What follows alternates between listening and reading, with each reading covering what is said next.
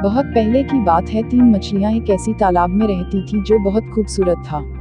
उन तीनों में बहुत गहरी दोस्ती थी और दिन भर तैरते हुए आपस में खेलते रहते थे। उन सभी का समय बहुत ही खुशहाल बीत रहा था। उस तालाब में पास के गांव से अच्छी अच्छी भोजन बहकर आता था और वो तीनों उसे बहुत ही मस्ती से खाते थे। अचानक एक दिन 2 मछुआरे उसी तालाब की ओर से गुजर रहे थे और उन्होंने मछलियों को देखा।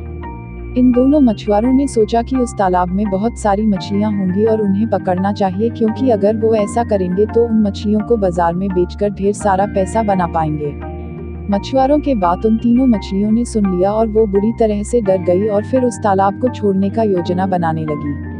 लेकिन उसमें जो तीसरी मछली थी वो बोलने लगी कि मैं इस तालाब को छोड़कर कहीं नहीं जाऊंगी, क्योंकि मेरा परिवार पिछले कई सालों से इसी तालाब में रह रहा है।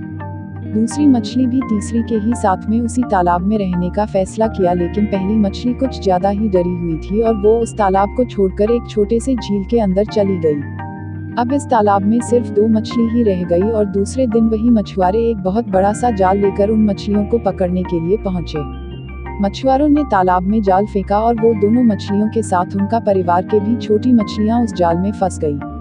अब इसमें जो दूसरी मछली थी उसने मछुआरों से बचने के लिए एक नाटक किया और वो चुपचाप शांत पड़ गई। मछुआरों को लगा कि वो मर चुकी है, इसलिए उन्होंने ये बोलते हुए उस मछली को वापस तालाब में फेंक दिया कि हम मरे हुए मछली को नहीं ले जाएंगे। तो इस तरह से वो दूसरी मछली ने अपना दिमाग लगाकर अपना जान बचा लिया। सीख: इस स्टोरी से हमें ये सीखने को मिलता है कि बुरे वक्त के समय हमें घबराना नहीं चाहिए, बल्कि शांत दिमाग से उस बुरे वक्त से निकलने के लिए उपाय सोचना चाहिए।